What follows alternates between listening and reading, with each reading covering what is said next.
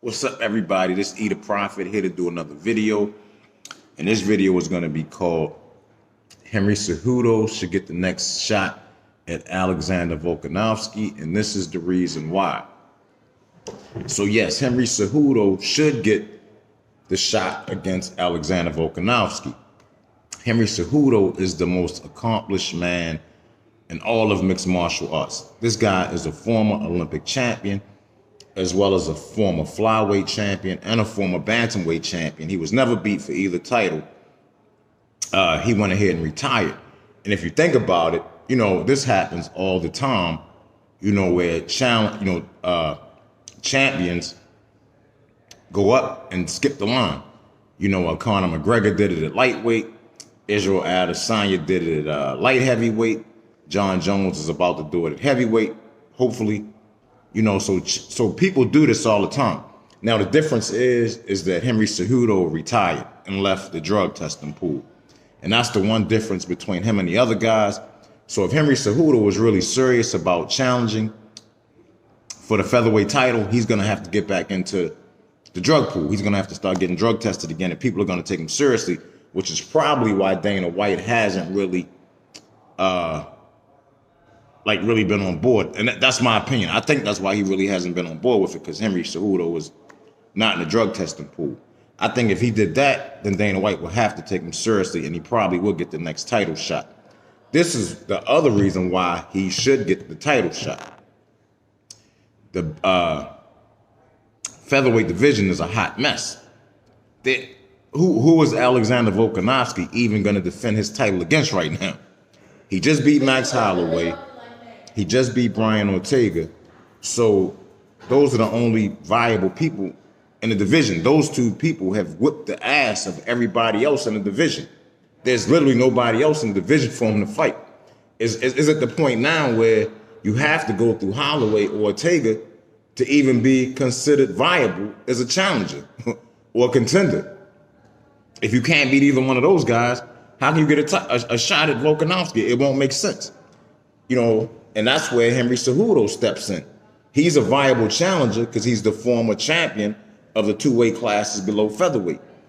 So him stepping in there to fight Volkanovski actually not only helps Volkanovski, but it helps the whole division. Because if Alexander Volkanovski and Henry Cejudo fight, you can also have Max Holloway and Brian Ortega fight on the same card. And whoever wins their fight gets a shot at the winner of Cejudo Volkanovski. And that's provided Max Holloway gets, by Yair Rodriguez. Now, I'm assuming he is. But let's say if for some reason, this is the fight game, stuff happens. Let's say Yair Rodriguez ends up winning that fight. Then Yair Rodriguez will fight Brian Ortega, and the winner of that fight will get the shot at Cejudo Volkanovski. Now, I'm going to tell y'all something else. Me personally, I never, ever doubt Henry Cejudo. If he says he can do something, I put my money on Cejudo.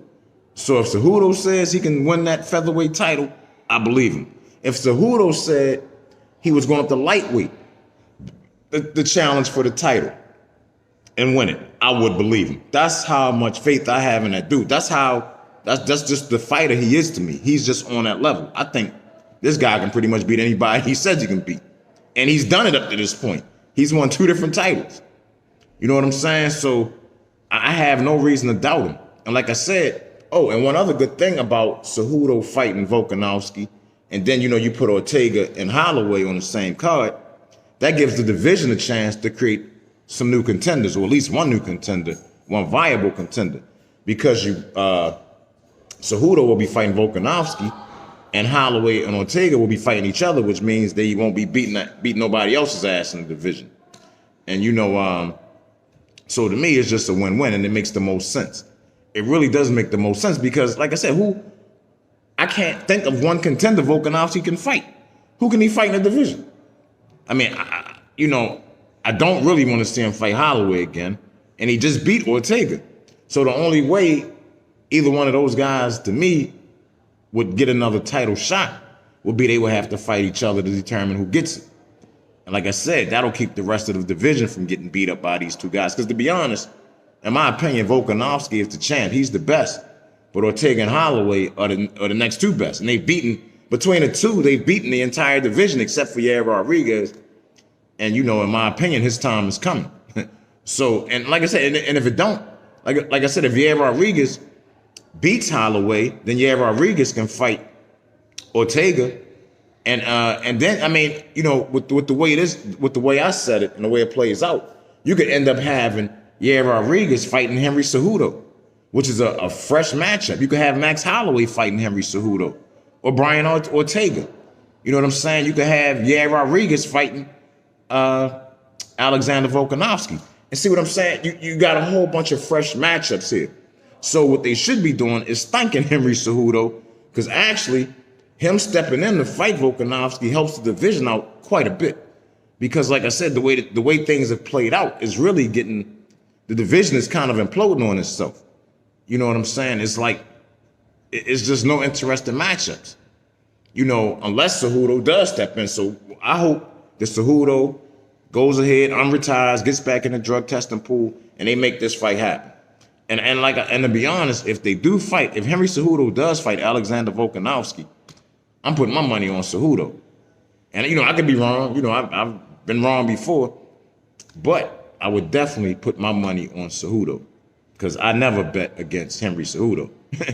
You know, he's just proven me wrong too many times, and he won't get a third chance. So, you know, I hope they make that fight happen. You know, I would love to hear what you guys think. You know, like I said, if Volkanovski doesn't fight Cejudo, who does he fight? Who can he even defend his title against at this point? You know, that's how messed up the division is. So, you know, they gotta like I said, I don't know what they would do if Volkanovski doesn't fight Cejudo. It's gonna be a mess if he doesn't. So that fight really does need to happen. Like I said, I would love to get your thoughts, your opinions. You know, I'm not gonna make this video real long. That's pretty much gonna be a wrap. You know, please like the video, please subscribe, please share the video.